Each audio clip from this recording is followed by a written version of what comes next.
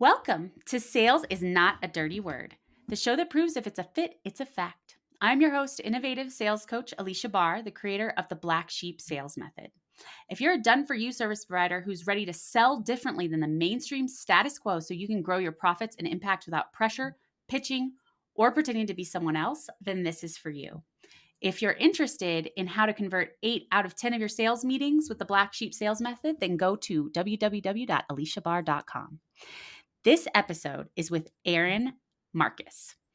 Having made the successful leap from corporate executive to entrepreneur, Erin uses that experience along with her MBA education and street smart upbringing to help her clients reach heights they never dreamed possible and have fun doing it.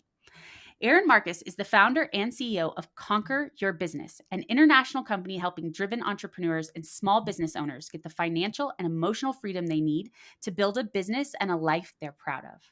Erin is also an international speaker and the host of Ready Yet podcast. She's also an incredible black sheep that I'm so excited to have on the show. We're very aligned. Let's go. Welcome to the big show. Sales is not a dirty word. Woohoo! Oh my God, I laugh all the time when I hear that intro. Put me on stage in front of 1,000 people and I will have so much fun. Do not make me listen to my own introduction. But you sounded so great. I love sound it. so fancy. I sound so fancy. You are fancy, but I love that you don't have that you don't act like you're fancy. You know what I No, mean? I'm not fancy. Yeah. Put it this way, I give people the warning. I'm very direct. I'd say put your safety bubble on now. I'm very direct. Well, I am too. It's something that I have been given criticism on my whole life.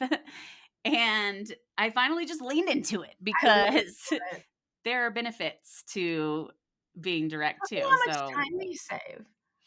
yeah, and if somebody doesn't like it, it's like not a fit. Go find somebody who's not direct. That's totally fine. I am not a caregiver, especially as a female, right? I don't know that it took me that long. Who am I kidding? I'm not a caregiver. I'm a Yeah, problem solver. I think that it's awesome that you're self-aware of that and very much not judging yourself for it because you shouldn't. And you're like, just unapologetically, this is what's up. And The world's a better place because I'm not cooking for anybody. Who are we kidding? I'm horrible at being domestic. Cleaner, but it's usually rage cleaning. So I don't know if that counts. I can only clean too. I can't cook. Nobody wants me to cook. I will burn a pizza. I will burn an oven pizza. So the topic that we're going to talk about today is along these lines because you have such a superpower in helping people understand deeply what they actually want and are about, because there are probably people who also are not domestic and hate cooking, but are lying to themselves and doing it anyway and masking because mainstream likes to make you feel like you should, or the person you're with makes you feel like you should, or whatever. And a lot of it is that people just don't even know what they want. So this is something you see a lot, right? Yeah, and it's you don't know what you want and you don't know what you don't want, or maybe you do know what you don't want, but you don't know you're allowed to do anything about it. And I have this approach to my business that I started a couple years ago. I don't do anything I'm bad at, and I don't do anything I don't like. I love it. How crazy that doesn't mean I absolutely love. Believe me, I'm not the best at following up and putting all the notes in the CRM, but I can handle that. But Yeah. if I hate doing something, I think this is one of the biggest mistakes I see in business is people buying into the success of a tactic and that tactic not being aligned with what their business goals are or what they're good at doing or what they even enjoy doing. But the marketing of that tactic, which is fine, by the way, we love people who market well, good for them. But the marketing of that tactic makes it look easy. And so people go, yeah, I want the outcome. And they don't think about the process and the tactic. And they end up at the end of the day more frustrated, wasted money, wasted time, because to your point, they don't know what they want. They don't know what they don't want. That makes you, the word I use a lot, when you don't know what you want and you don't know what you don't want, you become very susceptible.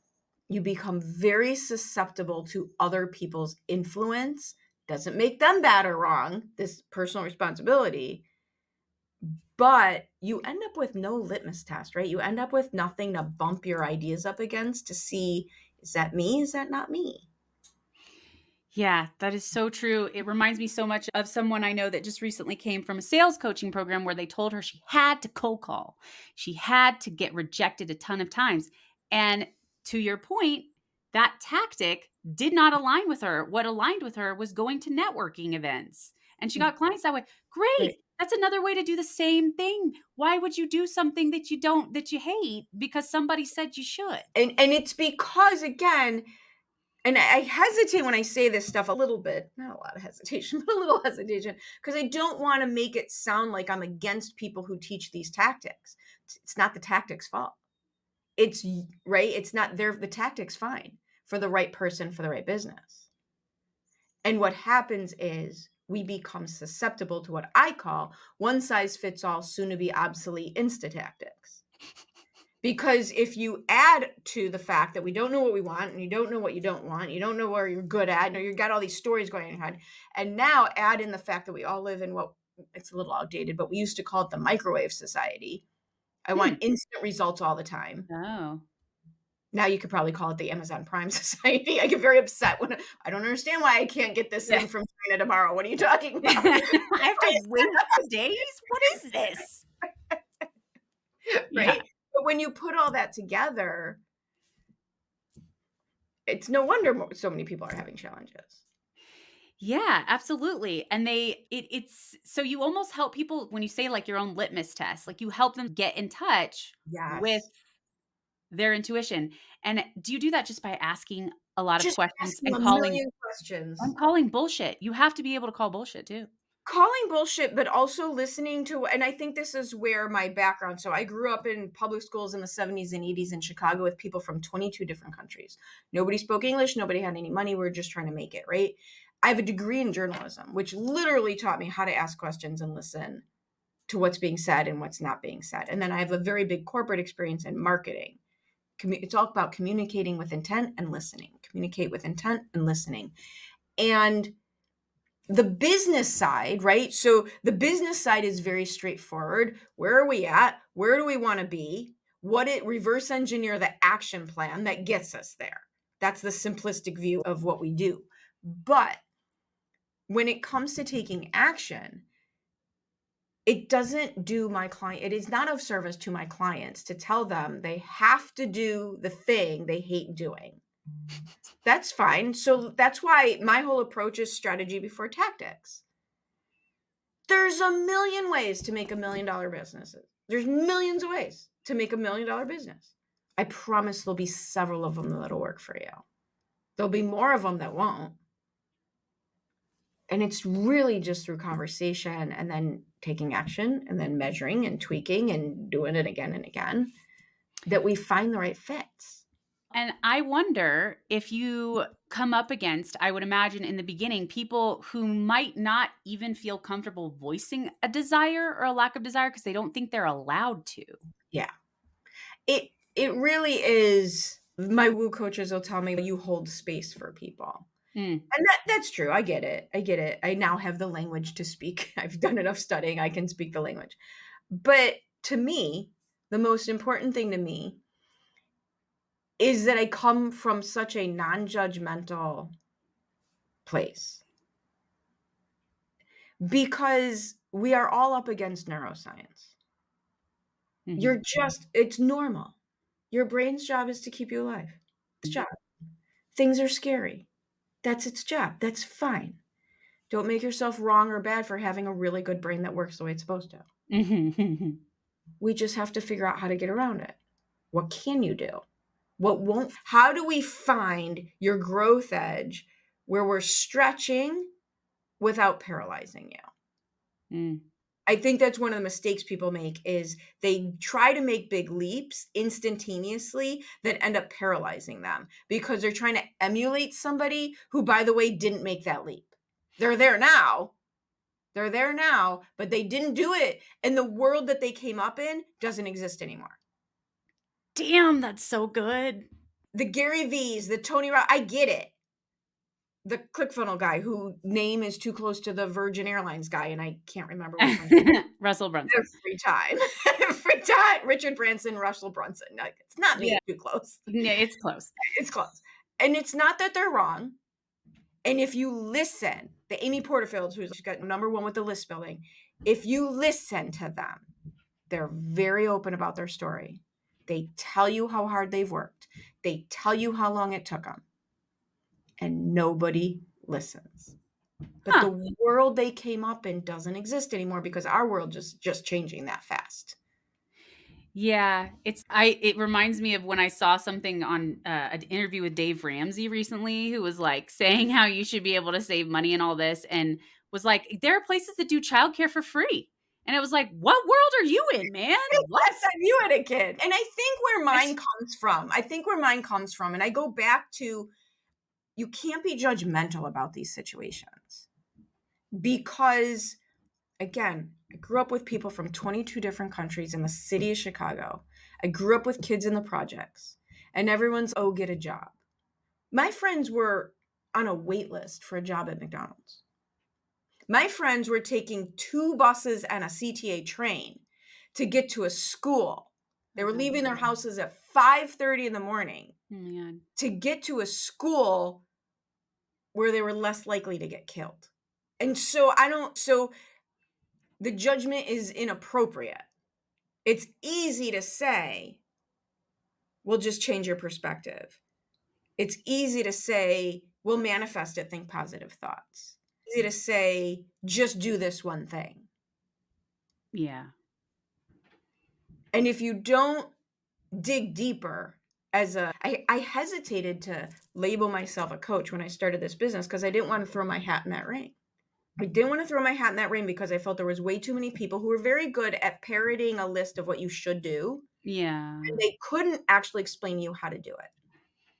Right. My job is to ask you so many questions that I figure out how you can do it. That's my job. And you said something before when we were talking about what would be the best topic. And it's just essentially that if you don't know what your best interests are, then someone else is going to decide for you. And you don't know if you're going to like what you get. I want And that, right. If you don't make decisions for you, people who are not vested in you get to make those decisions. And the people aren't, and again, it doesn't make those people wrong or bad.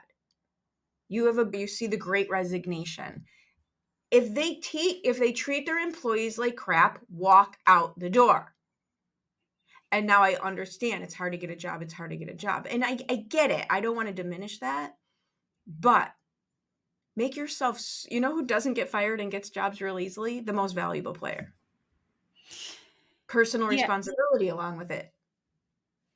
and also I think that the fact that you can help people get so specific on it and then hold those boundaries and stop settling, because people will look back and say, "Oh, how could they do that? How could they just underpay me for so long?"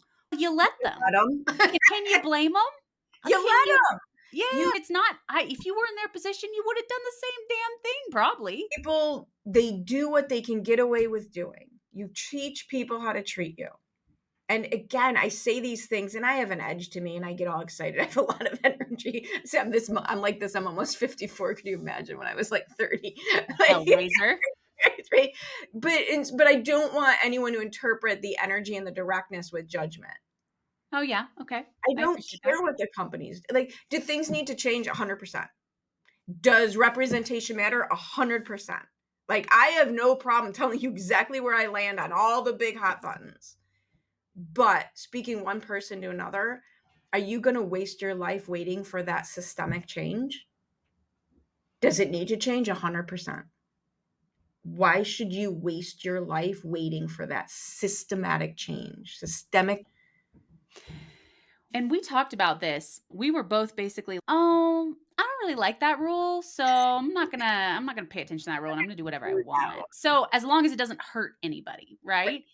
So, it's what you're saying is if the rules don't work for you, don't follow Change them. the rules. Change the rules.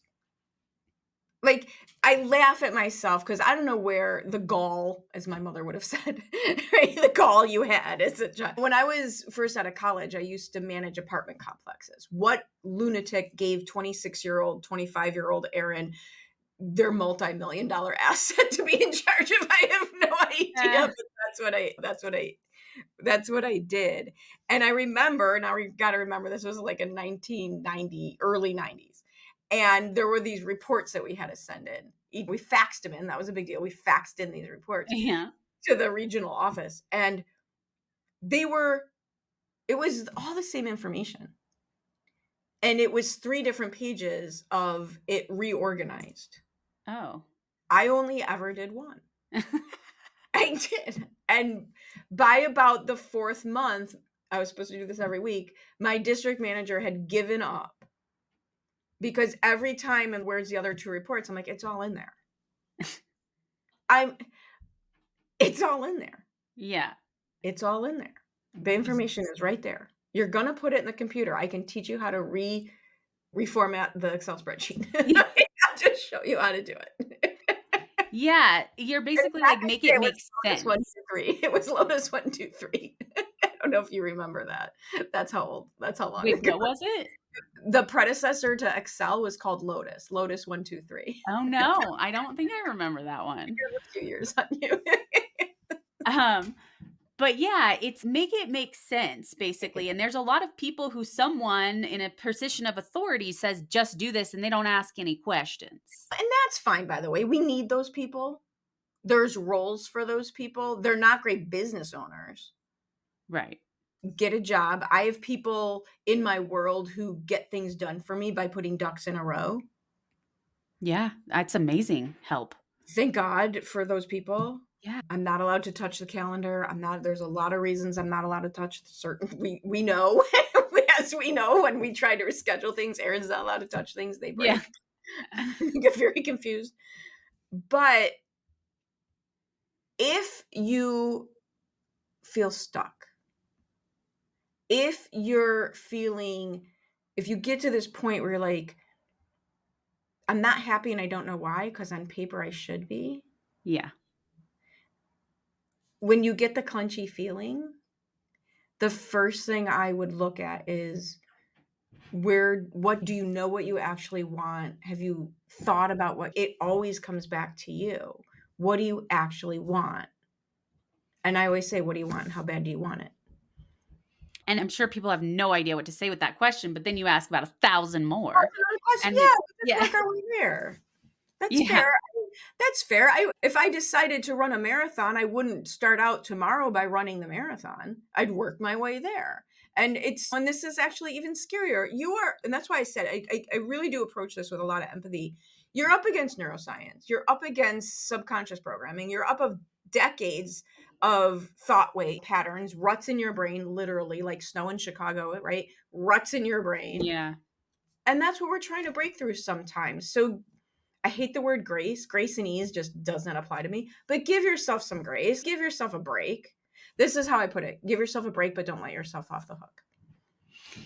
Yeah, what you're talking about is, like, patience, which is not my virtue, There, but I get it. I see this a lot with business owners and salespeople, and if they were gonna do a sport or they were gonna learn a sport, learn a language, learn a musical instrument, they would have patience for them not being perfect on that first day.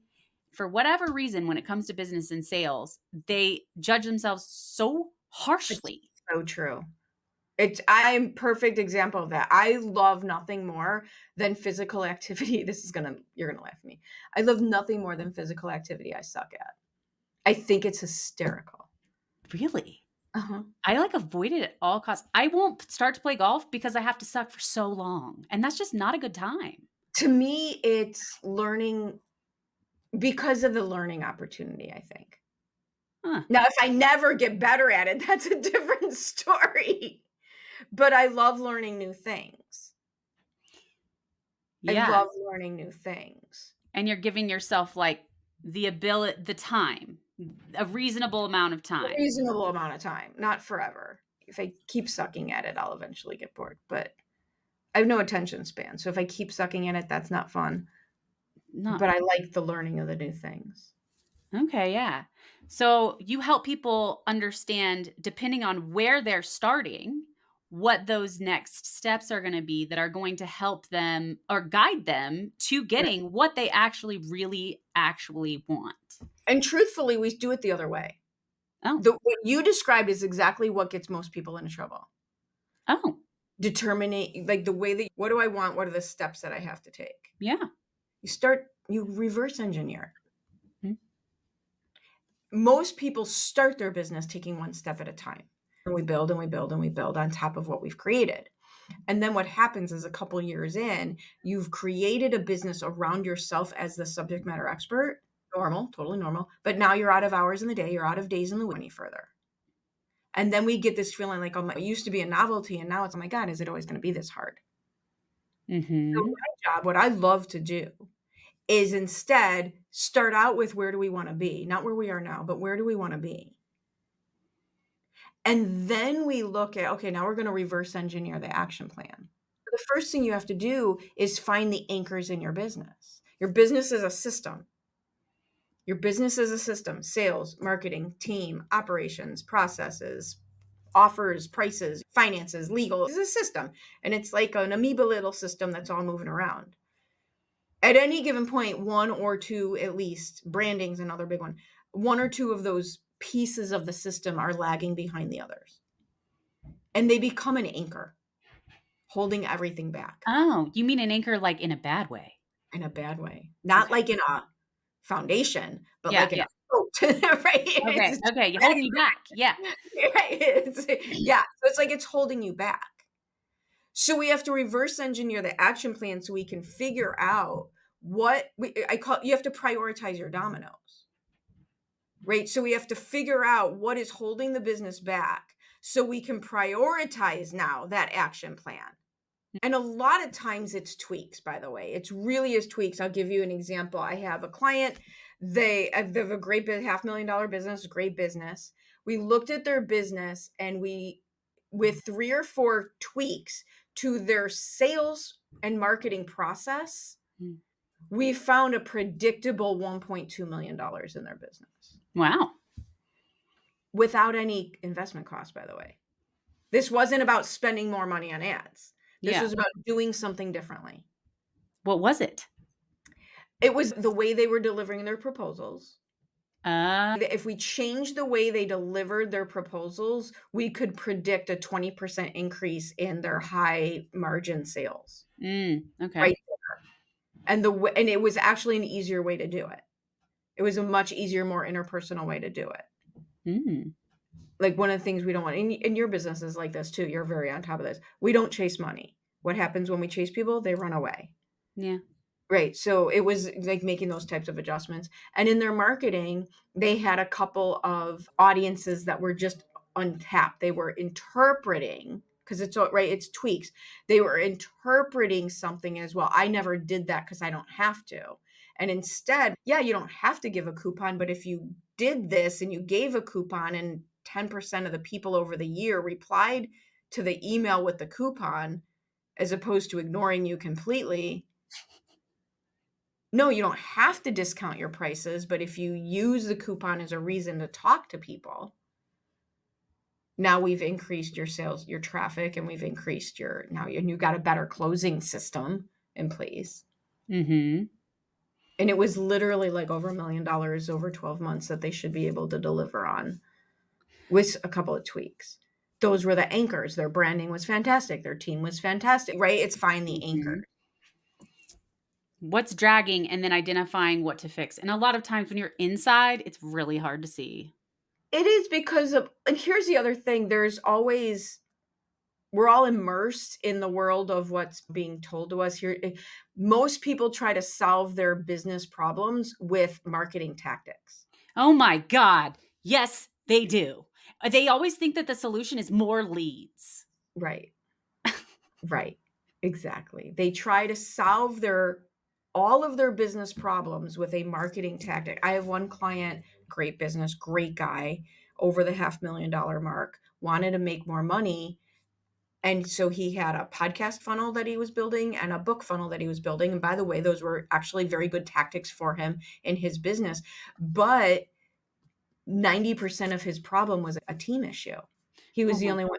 He was out of hours in the day and days in the week. He wasn't charging enough and he was doing all the work. How are you supposed to do it? It's not possible. So literally in the course of the 6 months we worked together, we were able to bring in 4 consultants who delivered on the work.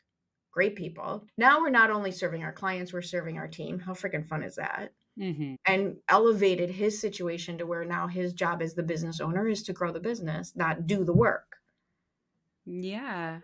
It sounds like you help a lot of people in that tricky spot where they're trying to scale and they're looking at a puzzle piece and they're turning it and they're trying to look at it from a different angle and it just won't This is fit. the way I no, it won't fit. This is the way I describe it.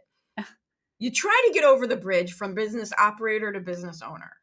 And you think it's a bridge in a garden with a creek and it's a pretty stone bridge, when actually it's like the Indiana Jones bridge. Fire, right? And there's a guy with a sword at the other end. And so what happens is people retreat. They settle for the business they can pull off instead of the business they'd actually want because they just don't know how to get there. Yeah. I think that's a great stopping point for us. I hope that this resonated with you guys. It definitely resonated with me. I've seen it, I've endured it. And so we've reached the end of yet another episode of Sales is Not a Dirty Word. Thanks again to Erin for making an appearance as our guest today and sharing wisdom like, just to recap, you need to know what you want so that you can get it, or you're going to end up somewhere or with something that you do not like. And 100%. you can, there's nothing that's off limits. There's no rules. It's all about whatever works for you. And a lot of times you're looking at the wrong piece of your puzzle to adjust. And it's a lot easier than it seems from inside the bottle, so to speak. You can't see the label inside the bottle, is the saying. Erin, can you tell everyone how they can find more about you and how they could work with you? Oh, sure. We have all sorts of things for you. So if you just go to conqueryourbusiness.com, my podcast is there. There's free resources there. My social links are there. My book a call thing is there. Just go to conqueryourbusiness.com and you'll find all sorts of stuff. I'd love to connect. Okay, you guys, really, you should reach out to Erin because she has just got such a refreshing point of view and such a great example of someone just living their truth, whether people are into it or not. And a lot of people are into it. I'm into it. I hope you're into it. This has been the Sales is Not a Dirty Word podcast, where we show you how to convert up to 80% of your sales meetings without pressure, pitching, or pretending to be someone else. And thank you all for listening. We'll see you next time.